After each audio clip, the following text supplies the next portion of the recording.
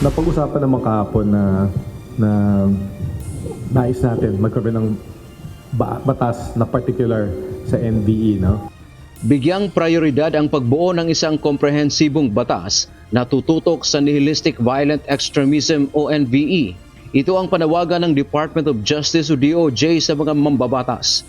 Ang Nihilistic Violent Extremism o NVE ay termino na nabuo sa ibang bansa tulad sa Estados Unidos na ang layon ay maghasik ng gulo. Aminado ang DOJ, wala pa itong partikular na paliwanag dito sa bansa dahil wala pang batas hinggil dito. Ayon kay Justice Undersecretary Nicholas Felix T., bagamat may mga kasalukuyang batas na nagagamit sa mga investigasyon, mas mainam na magkaroon ng isang partikular at buong batas na nakatuon sa problemang ito. Binigyang diin ni Undersecretary T. ang ilang mahahalagang aspeto na dapat tutukan sakaling may ipapasang batas. Dapat anyang opisyal na kilalanin at bigyan ng pangalan ang krimen upang mas maging malinaw ang jurisdiksyon. Kilalanin na may ganitong fenomeno na nangyari na sa mundo at sa Pilipinas. Pangalawa, bigyan ng pangalan. So, yung NBE na term na yan, yung ginagamit yan sa US, saka sa Australia at sa Canada. Pero sa ibang jurisdiction, iba yung term nila, no? Parang nihilistic extremist violence naman. Parang small difference, but it makes a world of difference in terms of the focus of the law, the focus of the jurisdiction, no?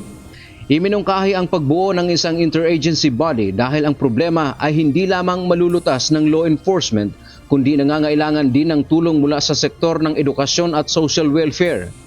Mahalagang maisama ang mga responsibilidad ng mga non-government stakeholders gaya ng paaralan, komunidad at mga internet intermediaries.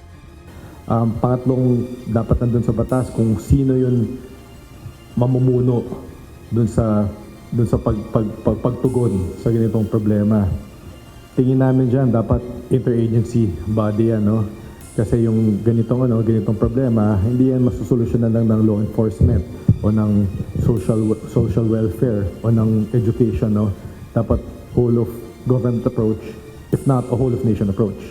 Dahil ang NVE ay isang transnational na krimen na madalas gumagamit ng international platforms, kailangan ng mga mekanismo para sa pakikipagtulungan sa ibang bansa.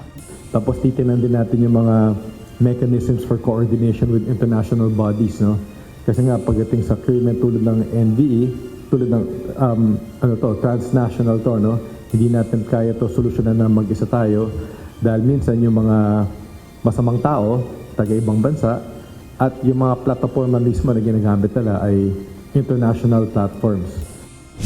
Sa huli, ipinaliwanag ng DOJ na sa batas na ito ay mahalaga hindi lamang para sa pagpaparusa sa mga kriminal.